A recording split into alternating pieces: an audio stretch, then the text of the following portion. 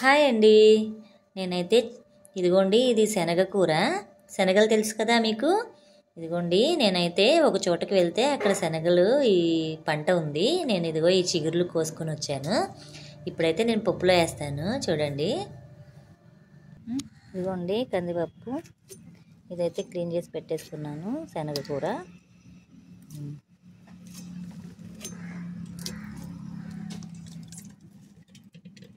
ఇదిగోండి దీంట్లో టమాటా, ఉల్లిపాయ, పచ్చిమిరపకాయ అన్నీ వేసాను. ఇదిగోండి ఉప్పు అయితే ఉడికిపోయింది.